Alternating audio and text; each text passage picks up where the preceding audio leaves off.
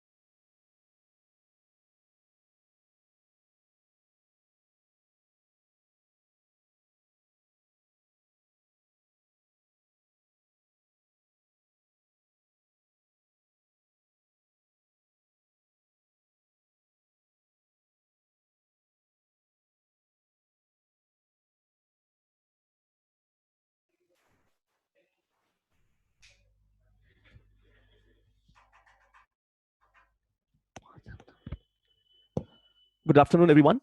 Thanks for joining in with another Data Platform Geeks webinar.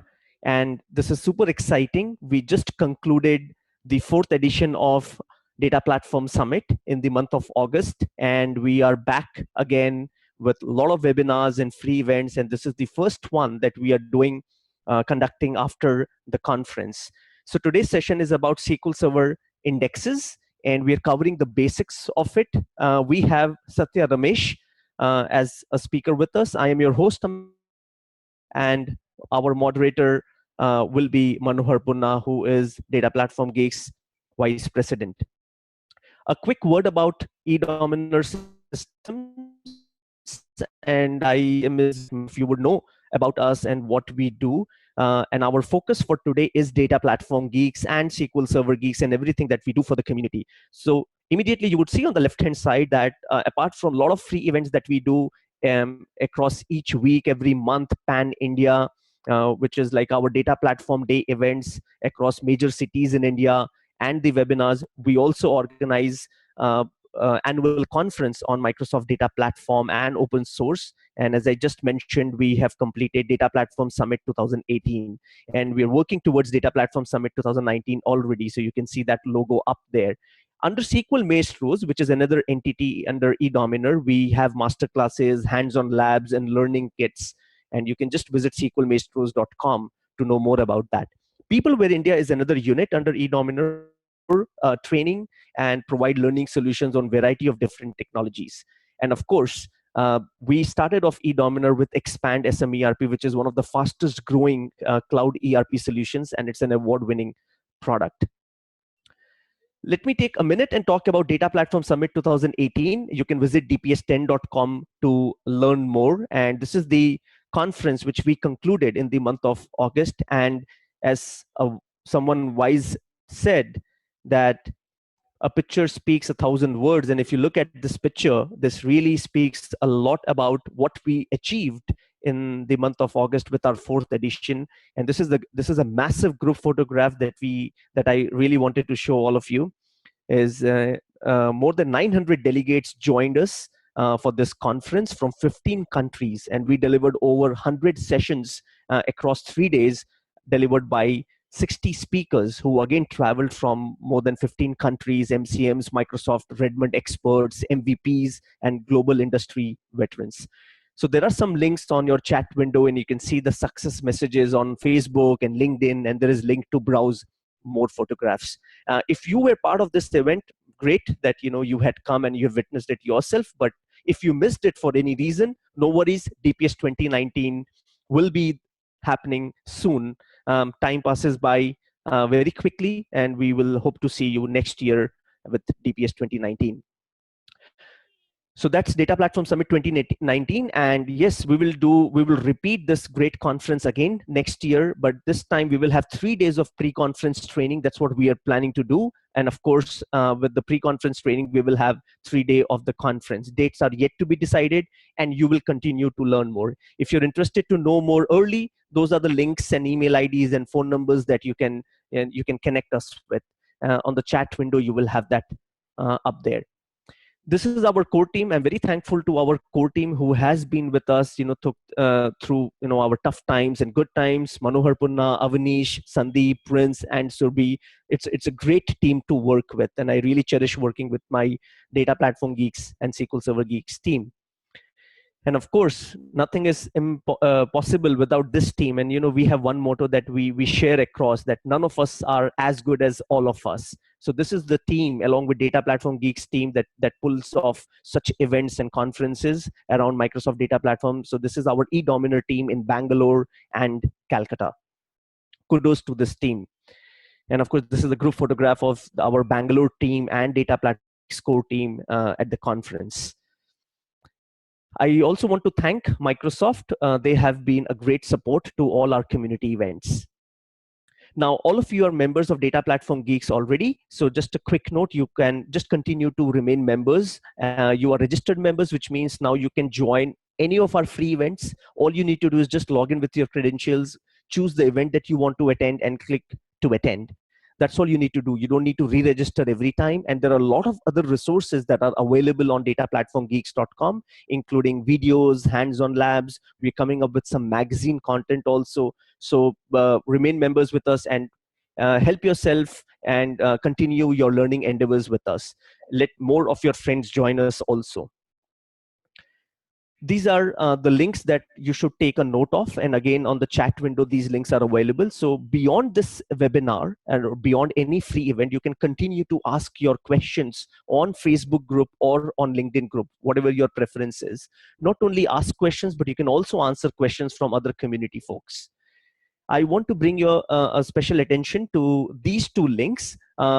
We constantly get these questions if are the webinars being recorded. Yes, webinars are being recorded, and you can access all our recorded webinars and past webinars on youtube.com/SQL Server Geeks. And I also invite you to join us on mobile. So you can just download an app called Telegram.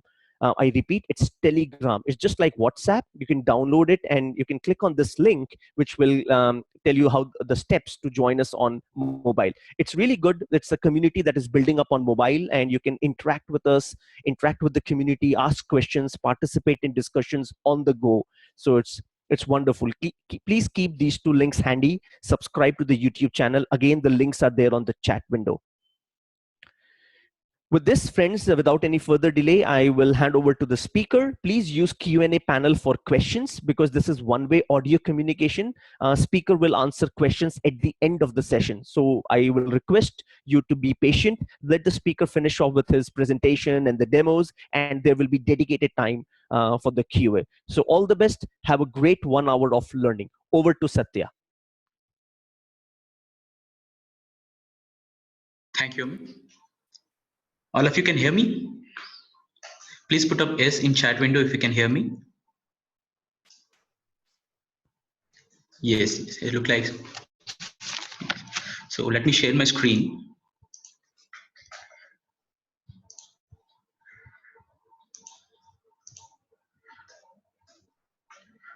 So hope everyone can see my screen, right? Please put up yes in chat window and mention screen. So seems like yes, yes. Okay. Yes, it seems like everyone can see my screen. Okay, good afternoon everyone. So today our webinar is about SQL Server indexes, and this is basics of SQL Server indexes, and we are going to cover a level 100 content, and which is targeted toward beginners, and there is something up for the people who are already working and who has 1 or 2 years experience with SQL Server. So there is something for you also, and there is something for the beginners also. And in this today's session, the agenda is we are going to discuss about what is index and the main indexes in SQL Server like clustered index and long list index. And we are going to discuss about covering index also, and few things related to page splits, fragmentation and fill factor, and how to fix fragmentation using index rebuild and index reorganize. So I do not have any slides. I just have content up here. So I will just discuss few things and then we'll continue with demos. So basically, whenever we start with index, we just need to know what is index, right? So index is just a searching mechanism inside SQL Server, which helps us in reaching to the data faster. So whenever we want to find something in a table, and if there is an index, our queries will run faster just because the searching mechanism is faster. So in SQL Server, we have two types of indexes, cluster index and non-cluster index, and we have few more like XML indexes and spatial indexes, which we are not going to cover today. But we are definitely going to cover cluster index and non-cluster index, that too row store. Column store we are not covering today. So expectations being set, and I'm going to show up what is cluster index. So a table, whenever you create a table and the table do not have any clustered and non-clustered index, that table is called as heap. So heap means unordered data. So the data do not have any structured format. So it is very difficult for SQL Server to search whenever there is no structure. So SQL Server will go and scan everything, even though you're asking only for one record. So that's why, to make our search faster, we are creating indexes. So whenever you create cluster index on your table will restructure in a B-tree format. So this is B-tree format. So in our B-tree, we have different levels, and you can call as different nodes. Basic one is leaf level node, which is on the lower level, and top one is root node. In between leaf level and root node, we have multiple intermediate level nodes.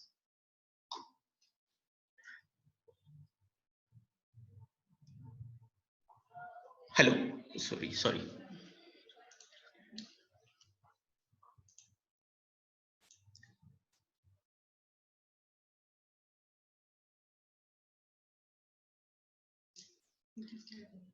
Please excuse me for 2 minutes. I just.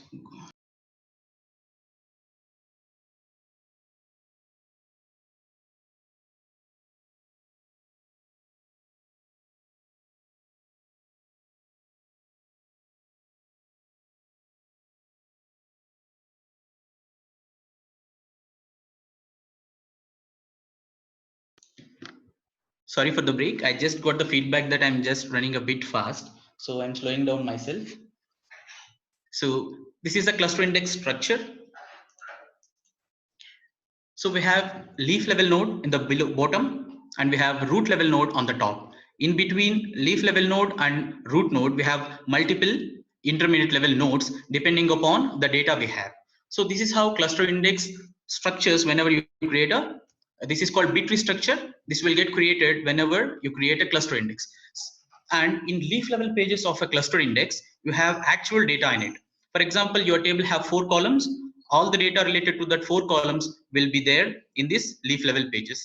And we all know each page inside SQL Server is 8K. So the number of leaf level pages depends upon the number of records you have in your table. So similarly, we have a non-cluster index. So the basic difference between non-clustered and clustered is, in non-clustered, the leaf level node is basically index pages. So this has all this leaf level page also has the data, but this has the data only on which we have created a non-cluster index. For example, a table have 4 columns. We have created a non-cluster index on column 2.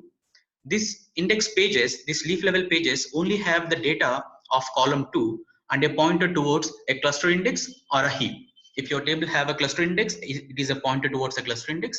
If your table do not have a clustered index, it is a pointer towards a heap. So that is the basic difference. So that being said, I'll just go to SQL Server Management Studio to show up a few demos, have cluster index improve performance and how non-cluster index improve performance. So let me have a question here. So can you repeat non-cluster index? So someone asked me to repeat non-cluster index. I'll just quickly repeat it and I'll go further. So the basic difference, cluster index and non-cluster index, both stores the data in a B-tree format. The only difference is in leaf level pages. In leaf level pages of cluster index, we have data of all the columns in a table. For example, if a table have 4 columns, leaf level pages have data of all the 4 columns. Whereas in non-cluster index, leaf level pages have the data on which we created a non-cluster index. For example, your table have 4 columns. You have a non-cluster index on column 2. These leaf level pages have data of only column 2 and a pointer towards a clustered index. Clear? I hope this is clear for. Okay, I'm jumping into SQL Server Management Studio. So I'm just creating a database for now, a SQL Nestors production database for the demo purpose. So our database is ready. I'm just creating a schema also. And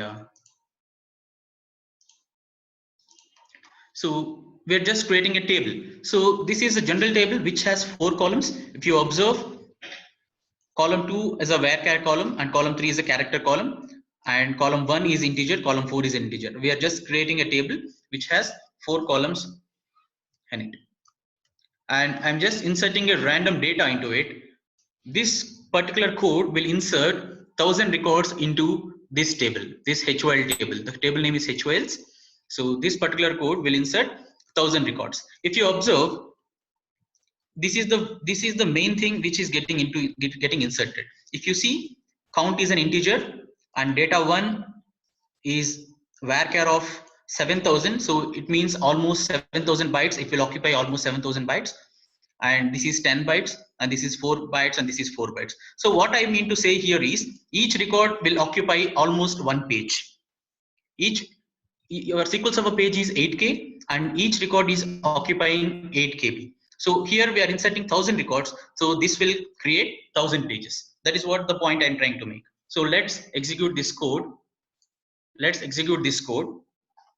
So which will insert 1000 records into your HOLs table. So the there are 1000 records. If you see here, there are 1000 records inside our SQL Server table, HOLs table, right? So let me clear off all DBCC proc cache and drop clean buffers. Do not execute these commands in production environment, as this will clear off all the cache you have stored. And turning on statistics IO, which will show us number of reads SQL Server is taking to complete an query. So let me do this. So I want to see, right now I have a table and our table do not have any index on top of it, right? I'm just searching one record.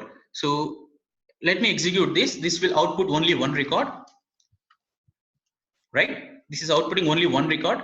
And let me see how many reads, logical reads it has gone through. So if you see, it needs 1000 logical reads to get only one record. So if you see, we have 1000 records. Each record gets stored in one page, so we have 1000 pages. And to get one page, SQL Server has to scan all 1000 pages. Just because we do not have an index, SQL Server has to scan all 1000 pages to give one record. Imagine if you have a index on column 1. So if there is an index, SQL Server can use the B-tree structure, navigate through that particular page, so that our search will be even more faster. We don't need to read 1000 pages in order to get one record. So let me create a clustered index on top of it. I just created a cluster index. Yes, I just created a cluster index, and let me execute the same query again. So if you observe, right now we are going to read only 6 pages. So earlier, to get one record, we are reading 1000 pages. Right now, to get only one record, we are reading only 6 pages. This is the impact the cluster index is going to create whenever the selectivity is very high. We are asking for only one record out of 1000 records. So this is fine whenever we are searching on column 1, just because we have created cluster index on column 1. So we can create only one cluster index per table, because cluster index will arrange data either in ascending order and descending order. Data can be physically arranged only in one way, right? So a table can have only one clustered index. So what if our table is searching on other columns than column 1? What if our queries are searching on column 4? Let me see our table once. I'll just pick up some random value from column 4, and I'll replace it with here. So if you execute this query, our query is searching on column 4. Is it? Column 4. And if you execute this particular query, and if you see, if you turn on actual execution plan,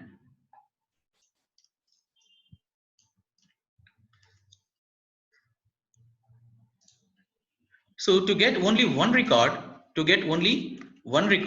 SQL Server is scanning entire table, entire cluster index again.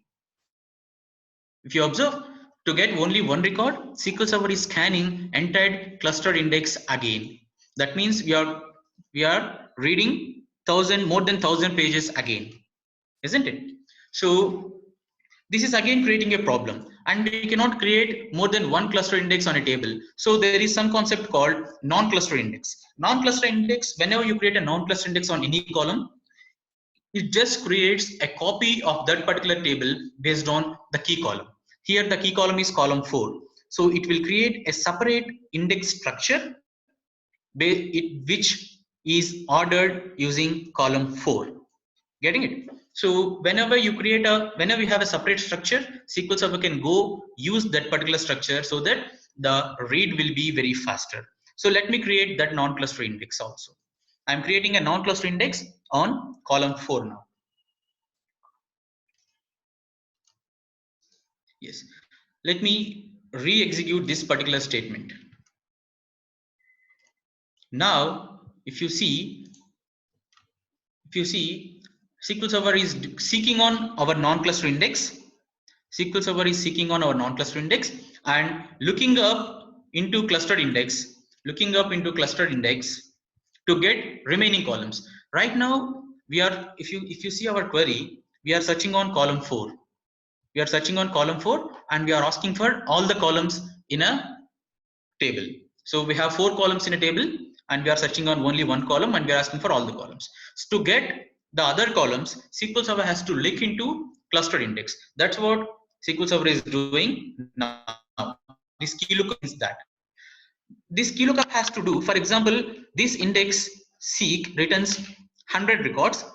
Then SQL Server has to perform lookup for each record. So if this index seek produces 100 records, this key lookup has to perform 100 times. So this becomes very expensive whenever you're dealing with a high number of data. For example, this index seek returns 1 million rows. This lookup has to perform 1 million times. So that's where this key lookup becomes very expensive. But other than that, key lookup is fine whenever you're dealing with a less amount of data. Fine. So if you see the messages window and if you observe the logical reads, right now we are doing only 5 logical reads. Earlier we were doing 1004 logical reads. So our non-cluster index improves performance considerably, right? So if you see, if you want to, for example, as we discussed, if this SQL Server is doing key lookup more than 1 million times, that is more expensive. So how to avoid that key lookup? So SQL Server is doing key lookup just because if you see this,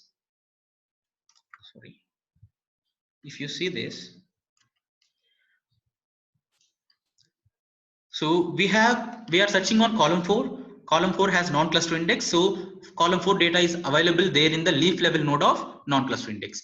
And column 1 has a cluster index. So our non-cluster index by default have clustering key. So these two columns are, column 1 is already there and column 4 has a non-cluster index. So to get column 2 and column 3 data values, SQL Server is doing a key lookup, right? So to avoid this key lookup, we can put up column 2 and column 3 values in the non-cluster index itself. So using an include keyword, like this, we can tell SQL Server create a non-cluster index on column 4, include column 2 and column 3 also there in the leaf level pages, so that I don't need to go ahead and look up into clustered index. That's what we are telling you to SQL Server. Here the disadvantage is we cannot seek on column 2 and column 3. What do I mean by seek? So if at all your queries are searching on column 2, in where condition, if at all your queries are searching on column 2, this index will not help because your index structure is arranged based on column 4. So, but to avoid key lookups, whenever it is expensive, we can create a covering index. This, whenever, what do you mean by covering index? Whenever for example, this particular query is asking for 4 columns. This index has data of data of all the 4 columns. So this becomes a covering index for this particular query. So that's all covering index means. Let me create this covering index. So I just want to modify the existing index. We cannot do that. So in SQL Server, if you want to alter an index, you need to drop existing index and recreate that index again. So I just dropped the existing index and I am recreating the index again with included columns.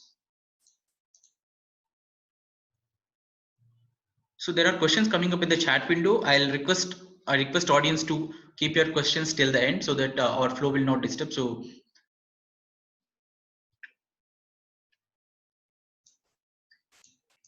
I'm creating the covering index now. So our covering index is ready, and let's execute the same query again. So if you execute the same query again, you can see there is no lookup, right? So if there is no lookup, it is only doing seek because all the columns we are looking for are available in non-cluster index leaf level pages, and the reads are also very less. You're getting it? So this is the simple things about cluster index, non-cluster index, and covering index. Let me take that question. What if I set cluster index or set non-cluster index for column 2, column 3, and column 4? Column 1 is cluster index already. Will there be any performance issue? So I think,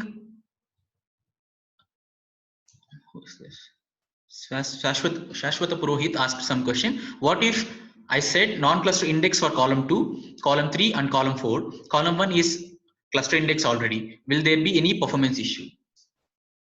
Right? So the question is that this is a composite index. He is talking about composite index. So if you include all the columns in composite index, it's good. But the problem is you can able to seek on the second column only if there is equality operator on the second column. So this is going to be covered well in the advanced indexes webinar, which is on Thursday, this Thursday. So you'll get to know more about on this. Let's hold on to that webinar. It will be a very nice webinar by Amit Bansal. So that's actually a good thing, but there are few disadvantages. That disadvantages we are going to cover in the next webinar on Thursday by Amit Bansal. So what if I'll just see this for this particular if I execute this particular query again, this is outputting only one record, and this will seek. What if I change this equality operator into relational operator like less than? Just execute it. I just executed it, and I'm going to see what SQL Server is doing. SQL Server is doing still a seek. SQL Server is still seeking, even though we are asking for more than 536 rows. I'll just try it with greater than operator. Greater than operator 463 distance equals fine. I'll just select this thing. What if we search like this? We are almost asking 999 rows. In this one, SQL Server still is using non-cluster index because it has all the columns included here. So I hope cluster index, non-cluster index, and covering index are clear. If you have any questions. Yes, there is a limit. You can add up to 32 columns, but people will not add up to 32 columns. Can I? Yes, we'll upload all the scripts in Data Platform Geek so that we can practice. Everyone can practice. So I'll request audience to hold on for your questions till the end so that I can answer in the end. So let me move on to a next topic called index fragmentation. So what is fragmentation in the first place?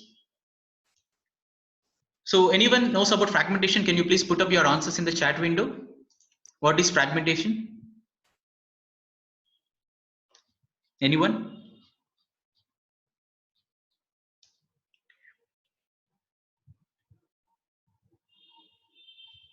What is fragmentation? Anyone can put up in the chat window.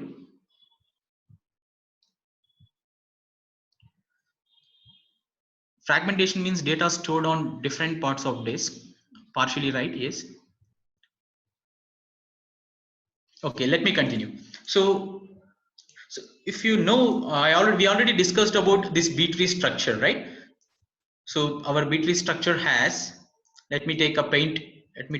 I hope everyone can see it. So let me draw a leaf level pages. These are the leaf level pages. I'll just increase the width of pencil. So these are the leaf level pages. For example, we have this. These are the 2 pages. These are the 3 pages we have. We have 3 pages in the leaf level node, and we have one intermediate level, and we have one root node. So consider this as our index B-tree structure. I'm giving an example, just a simple example, so that everyone can connect. I'm just creating a clustered index on first name column. Practically we won't create, but I'm just telling it for an example purpose. Let us think we have created index on first name, right? So all the names starting with A has to go into this page, for example, right?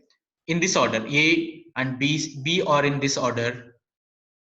C, all the names starting with C are in this page. This is page number 1, this is page number 2, and this is page number 3. We have created index, and this is how our index structure looks like at this point of time.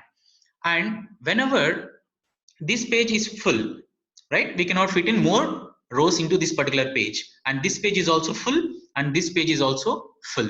We cannot fit in more number of rows in each and every page. Right now, one more insert comes in. Who has the first name starting with A? One more insert comes in. Who has the first name starting with A? That record, to maintain logical order and physical order, it has to go into this particular page, right? This particular page do not have enough space right now, right? So in this particular case, SQL Server has to split this page into 2 hops and create a new page called page number 4, and put up this 50% data. From this 50% data, SQL Server move here. SQL Server will move 50% data here. Now the new record will goes into this particular page. Similarly, new record comes in starting with first name starting with B. To maintain logical order and physical order, it has to go into this page, isn't it? So there is no space inside this particular page. To make this logical consistency, SQL Server has to split this page, create a new page, move this 50% of data into this page, and now insert this new record into page B, page 2. So this is how, whenever there are pages that are tightly packed, a new insert has to go into a particular page. If there is no space inside that particular page, SQL Server has to split that page, create a new page, move 50% of data from old page to new page. That's what SQL Server has to do, right? So this is an expensive operation, because each and every page inside index structure are linked together using a doubly linked list like this. Each page knows what is this next page and what is its previous page. This is how SQL Server maintains connections between index structures. These are all called doubly linked list. Each page knows what is its next page and what is its previous page. These are all doubly linked lists. So people are putting up so many questions. I'll again request people to hold on for some time so that we can discuss all the questions at the end. So this is how SQL Server maintain logical consistency. And if SQL Server has to do a forward scan, whenever we ask data in ascending order, SQL Server will use this linked list. Whenever we ask data in descending order, SQL Server will use backward scan and this linked list. So this is how SQL Server, normally index structure helps in SQL Server to search data faster. Now just because the split happened, now this page splits into 2 pages, and this 50% data is in 4th page. Now the main point here is the next page of this page is not page 2. The next page of page 1 is page 4. SQL Server has to modify this linked list, and previous page of page 4 is page 1, isn't it? Just to maintain logical order, half of the data starting with A are here and half are here. So next page of 1 is 4, previous page of 4 is 1. Similarly, for page B, for page 4, next page is page 2, right? For page B, previous page is page 4. So please put up yes if you understand this page reallocation and W linked list clear. If it is very clear, please put yes. Yes, everyone is saying yes, so I think we can go ahead, we can move ahead. So this is how SQL Server works, right? So whenever this kind of a thing happens, this full operation is fully logged. So each and everything has to be logged. So this will cause an extra log, so that whenever page split happens, SQL Server has to write lot of log into a log file. So if this many linked list has to be or modified, then respective intermediate level pages also has to modified to include these changes, right? To include these changes, respective intermediate level pages also has to be modified. So everything is fully logged, which is a very, very expensive operation inside SQL Server. So let me show you a fragmentation and page split expensive page splits. Then we'll discuss about how to defrag your indexes, right? So first let us see how much log a page split can create, right? So let me create a database again. This is SQL Masters production again. Fine. So I'll create a schema. Now let me create a table. If you observe this table have two columns. One is integer column, other one is a fixed length character data type, which is of 2000 bytes, and it has a default constraint which will by default insert a value A into it. And we have a primary key on column 1, which by default creates a cluster index. So for the beginners, by default primary key will create a clustered index. If you want to create a non-clustered index, you have to mention here. Whenever you're creating a table, if you want to mention column 1 integer primary key non-cluster, if you mention like this, SQL Server will create non-cluster index instead of cluster index by default. Right now our table have a cluster index, right? Let me create the table is ready, right? So I have purposefully put up this length. Let me insert 3 records. So for example, if you see, each record is approximately 2000 bytes, right? Each record is 2000 and plus 4, 2004, and for null bitmap it is 7. So each record is approximately 2011 bytes, right? I have inserted 3 records now.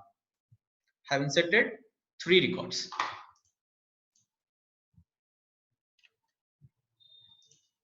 I have inserted 3 records. Let me see calculator once.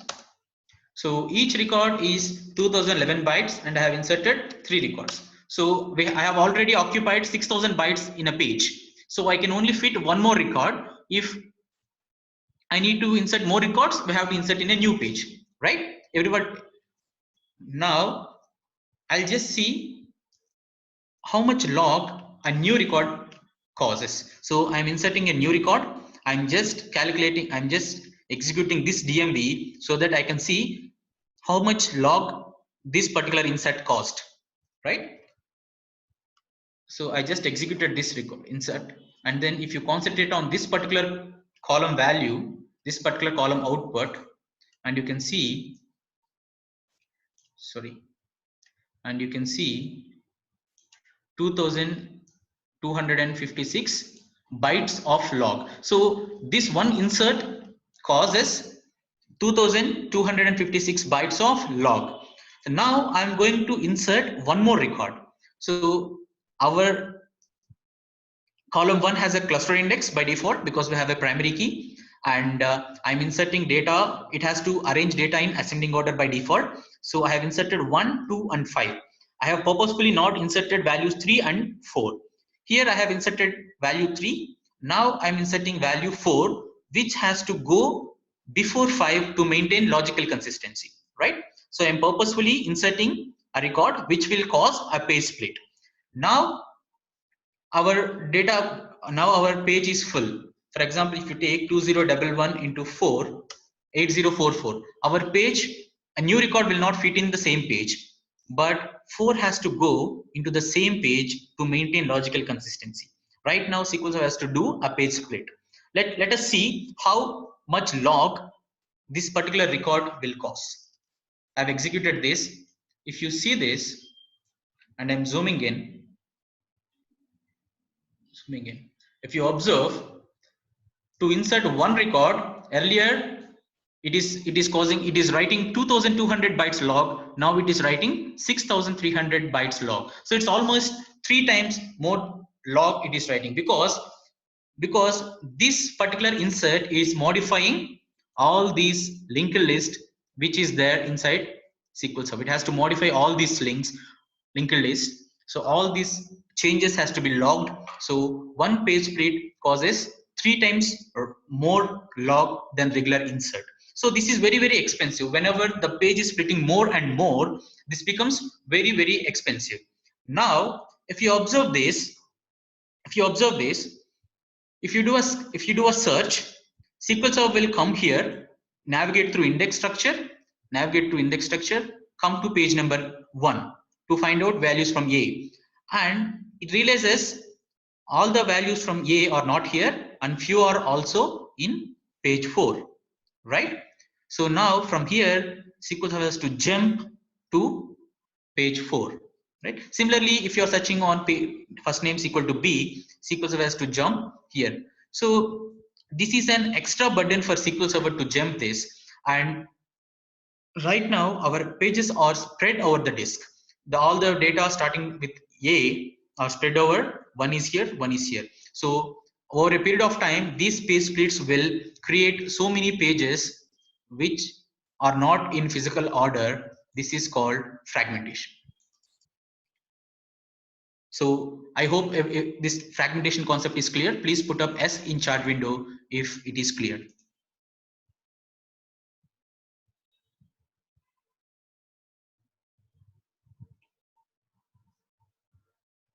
Yes, we are good to go, right? So bit confused about page size. A page inside SQL Server is 8K. I'll just show you up. So for example, if you see this,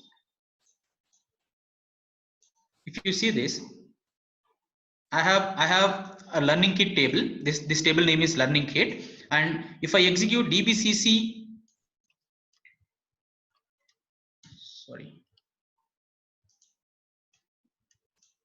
if I execute this dbcc command, dbcc ind, which is undocumented command, so we have to provide database name, table name, and index name. So index name is cluster index here, so it is 1. So I have executed it.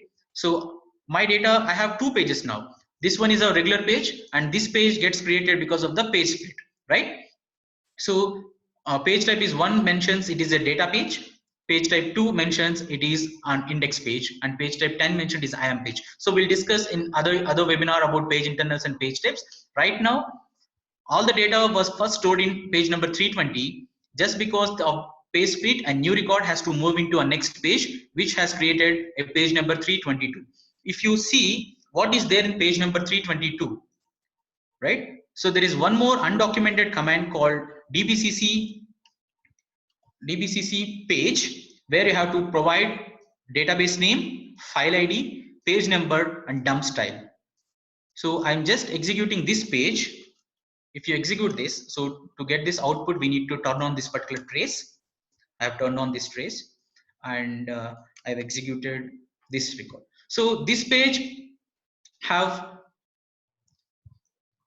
if you go scroll down, there is something called row offset array, right? This is called row offset array. We have only one record into it. So if you scroll up, column 1 have value 5, column 2 have by default value A, right? And the length of this particular row is 2011 bytes, right? 2000 bytes for character column, 4 bytes for integer, and 7 bytes to maintain to check this null bitmap.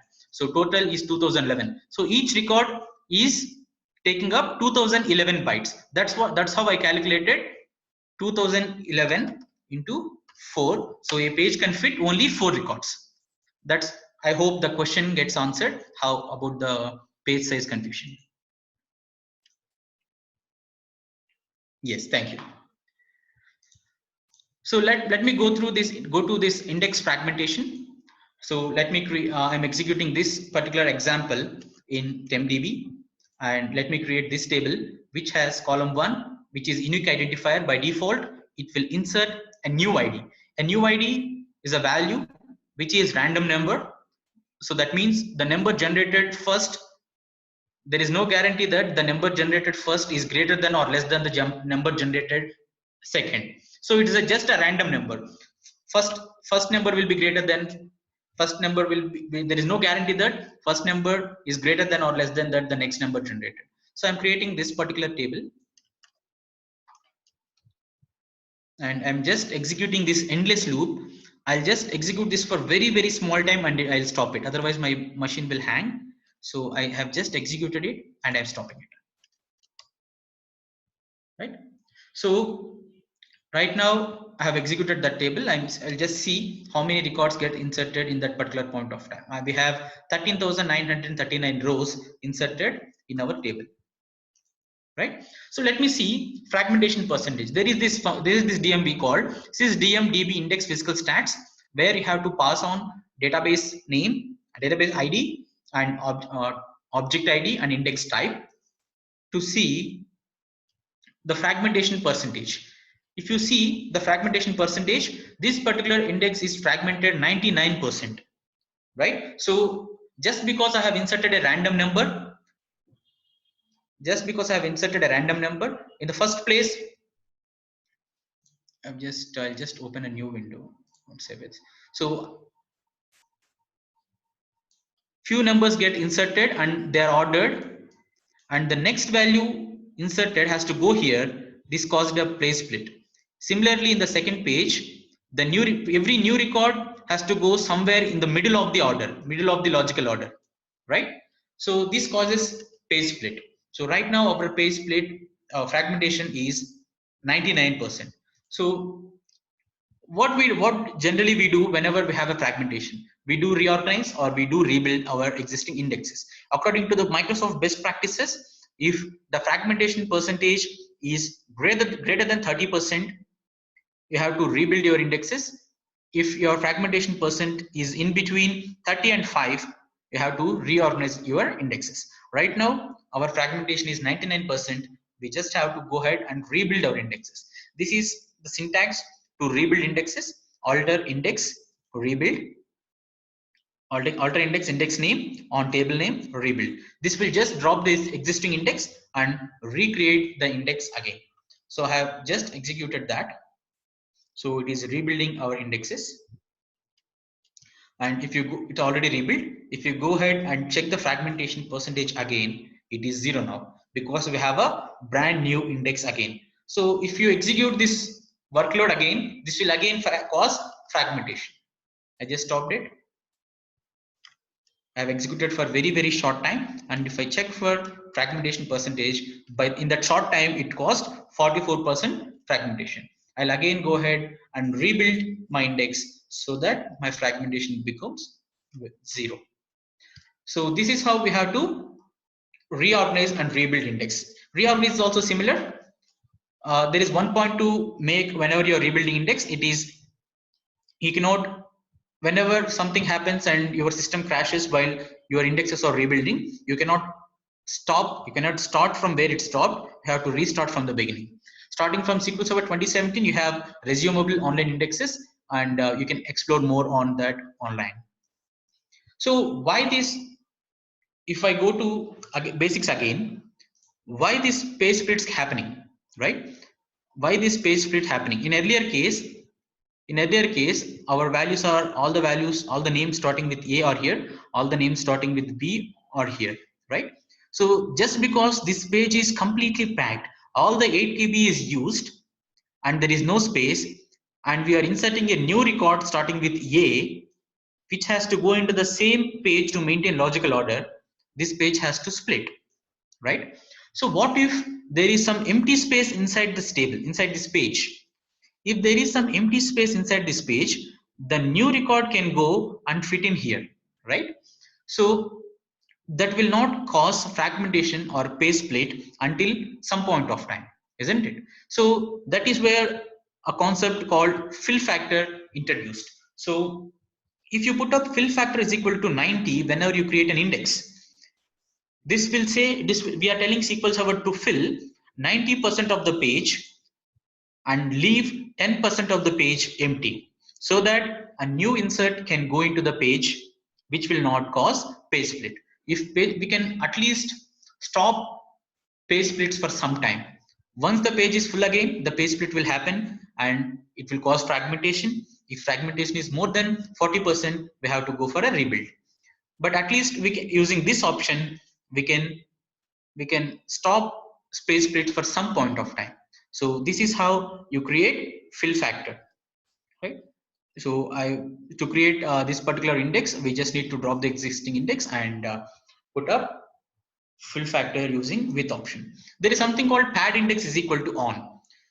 If you want to implement, so fill factor is normally for leaf level pages inside leaf level pages inside an index structure. What about intermediate level pages?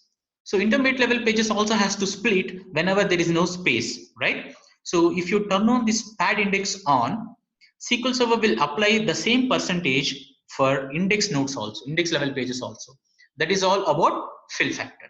So I hope this fill factor concept is also here. I'm just clearing off the tables we have created till now. So I hope this concept of rebuild and reorganize is also clear. If it is clear, please type S in the chat window.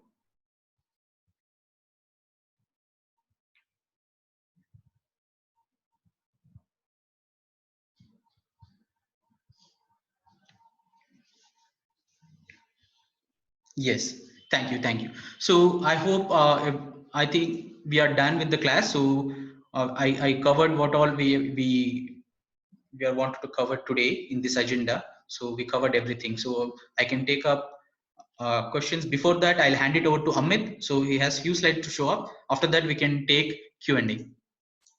Amit, over to you.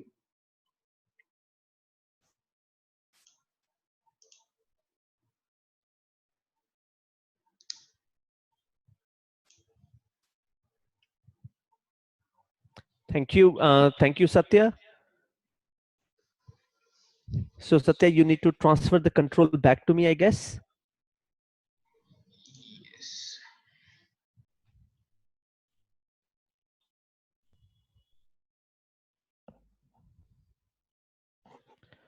All right, thank you Yes. once again, Satya, for a wonderful session on the basics of indexes. And friends, hope it was worth your time today. Now, Satya is definitely going to answer the questions that you have the moment I finish off with these formalities. But beyond this session, if you have questions, please join the Facebook group or the LinkedIn group. The links are again there, and they're on there on the chat window also. And I invite all of you to join our Telegram group. And that's the link on instructions on how you can join. That's the last link out there. So do become a member there. A quick word from SQL Maestros. SQL Maestros conducts a lot of master classes, and there are hands-on labs and on-site training, etc. available. You are invited to visit sqlmaestros.com, and you can learn more about us. From time to time, we conduct master classes, and the background is that we were doing a lot of SQL performance tuning, but now we are doing more classes on many aspects of Microsoft Data Platform, artificial intelligence, data science, SQL Server developer, index tuning, database DevOps, Power BI, analysis services, reporting services, integration services, HADR, T-SQL querying, R programming, Python, and whatnot, even big data for that matter.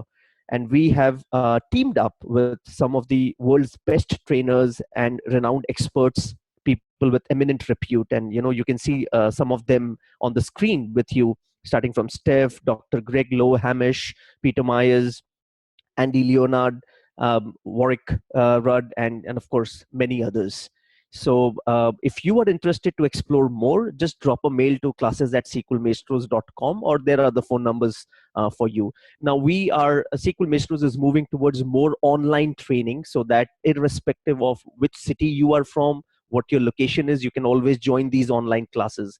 And we plan to do 4 hours each day. So our master classes are of full day duration, which is 8 hours, divided into two halves, which is 4 hours each day. And explore more by dropping us an email, and we will give you more details. If you're more interested in self-paced learning and you want to practice things step by step, and you need a guide, you need a lab document, then Hands-On Labs is a wonderful on-demand self-paced learning solution. There are more than 100 labs in our repository on various aspects of SQL Server and Microsoft Data Platform. Become a free, so you can actually through YouTube channel, which is on www.youtube.com/SQL There are a lot of performance tuning videos out there. I've just put it up on the window out there. Oops, a small error there. That is YouTube SQL Maestros, not .com.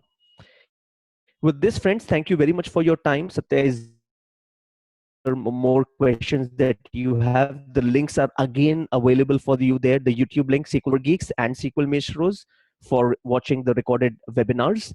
Dataplatformgeeks.com is where you have become the member. You can follow us on Twitter, which is SQL Server Geeks, and our Facebook links, and the most recent one, our mobile group on Telegram.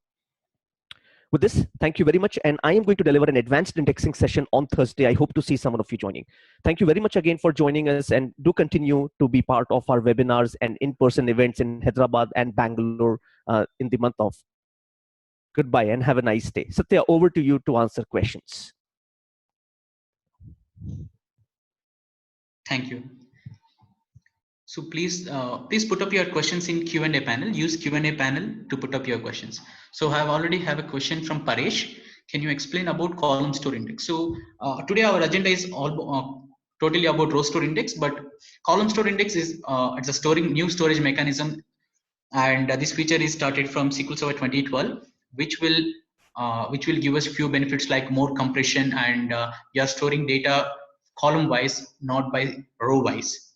So I think in future we'll host few webinars which are very dedicated to column store, and I think we have few videos also out there in SQL Maestros. Satya, there are a few questions out in the chat window. Chat window, okay. So Gnanasundaram, question from Gnanas: which is the best practice? Drop the table and recreate the table and indexes, or truncate the table and insert records when we do bulk insert? So normally whenever we are doing bulk inserts, it's bulk inserts or through insert through ETL processes. Obviously the best practice is to drop existing index and insert the bulk data and recreate the indexes again. If you have indexes like more than 5-6 non-cluster indexes on a single table, it's better to drop indexes, load the data and recreate the indexes again. So it's not that always, but it is the best practice. You have to find out the trade, you have to check both, and you have to decide on your own. But obviously if you ask for a best practice, and if you have a more number of indexes on your existing tables, it's better to drop indexes, load the data and recreate the indexes again. The next question is from Raj. Is this good to add all columns of select list in the included columns, especially in OLTP? It's not good, Raj, because you are not able to seek on included columns. If you want to seek on included columns, you need to put up in key column. You cannot put up in included columns. So it's not good always. It will help to avoid lookups, but it will use a lot of space, disk space and pages. And question from Prakash: how many columns can be added? So can you please elaborate that question, where we can add and what?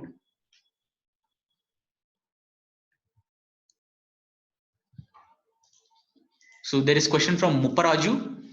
Is there any mechanism to improve execution time of stored procedure with the help of index? So if at all the underlying objects inside the stored procedure are using indexes, then creating a proper index will obviously improve the stored procedure performance.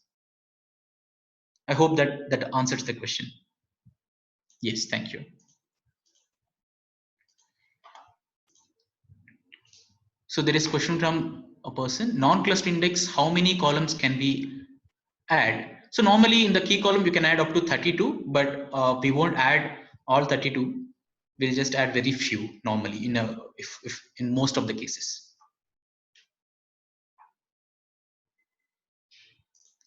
Again, one more question from Gnanasundaram.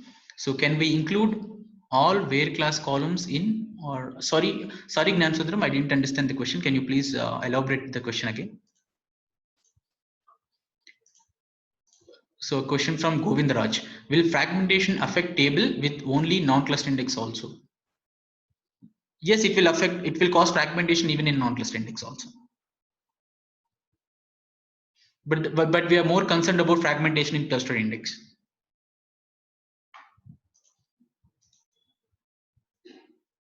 Gnanasundaram, composite index. So whenever you put more than one column in index key, so it becomes a composite index, and you can put up to 32 columns in composite index. So a question from Rajesh.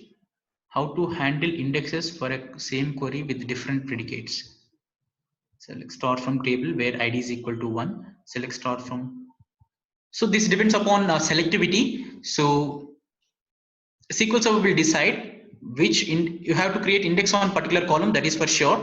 But depending upon the operator you are using to compare, like equality operator or relational operators like greater than, so SQL Server will decide using statistics which is the efficient index it has to use. There is something called tipping point in SQL Server. Even though you have an index, after a certain point of time it will not see it will go ahead and do the scan. So you can read more on a tipping point inside SQL Server, so that you can understand how SQL Server behaves whenever the selectivity of the data changes, selectivity of the query changes. I hope the question from Rajesh is answered. Other question is from Shaman. If I have to seek on multiple columns, what's best practice whether to create multiple indexes, covering or composite index? So if you create more, obviously if you take these three options you have given, creating multiple indexes is fine, but it will hugely affect your insert update performance. If you create a composite index, there is one more challenge that you can only seek on second column of the index key if there is equality operator in the first column. This question will get answered in the next webinar by Amit on Thursday. So I hope you can join there to understand more on it. Yes, Rajesh, it is tipping point. You can go ahead and read more about tipping point in SQL Server.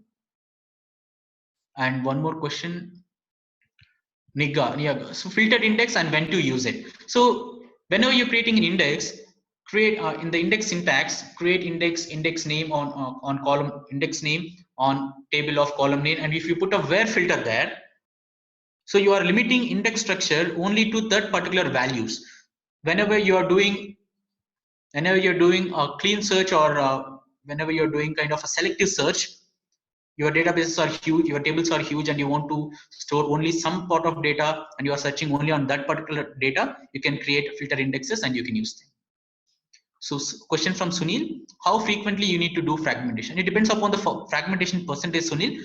If the fragmentation is, you have to keep on checking, you have to schedule few jobs which will keep on checking how much fragmented your indexes are, and you have to take necessary steps like reorganize and rebuild. If fragmentation is more than 30%, go for a rebuild. If less than 30, you can go for reorganize. Another question from Gnanasundaram, difference between composite index and covering index. How do you choose which column to be include cost or indexed cost? So difference between composite index and covering index. If you put more than one column in index key means where you tell SQL Server to arrange data on depending upon those columns, SQL Server will arrange the data either in ascending or descending order. So if you put more than one column there, that becomes a composite index. Covering index, you are just telling SQL Server include key, you are telling SQL Server to include these columns also in the leaf level page, so that whenever we do the select operation, it's easy for SQL Server to retrieve the data. It don't need to do a lookup for that particular data. And the extension for this question is, how do you choose which column to be included cost? So it depends upon the queries. You have to observe your queries and you have to decide which index you need to create. And another question from Niaga, when to decide in which column we create the index? It depends upon the select queries. You have to capture your workload, and you have to try out few indexes and select a best index which can cover multiple queries. So that's a good practice to do. Another question from Prakash, how many columns can be included for a base column? I think Prakash, I have already answered this question. And another question from Shaman, for any datetime column, we don't put indexes. What's the best alternative for that? Datetime column, we don't normally put indexes because so many duplicate dates will be there. But if needed, we have to put on this. So I'll for this particular question, I'll write to you again, Shaman. Govindaraj, can we rebuild all the indexes daily? If needed, yes, Govindaraj. If needed, yes, we have to rebuild. A question from Zamir Khan, sir, how reorganize helps in optimization? So it will try to arrange the data pages physically up to certain extent. So which is not a problem if fragmentation is less than 30%. If fragmentation is more than 30%, you have to go for a rebuild. I hope all the questions, we don't have any more questions. So thank you guys, you have a wonderful session, and please join our webinar on Thursday. So it will be a good webinar for you. You'll learn more on top of the basics you have learned today. Thank you everyone.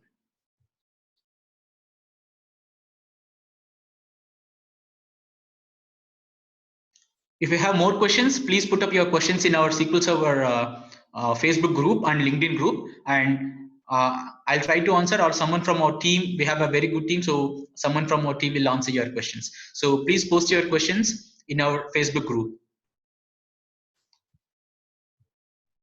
Yes, in the chat window, you can find our group links. So please post your questions in our group. Thank you, everyone.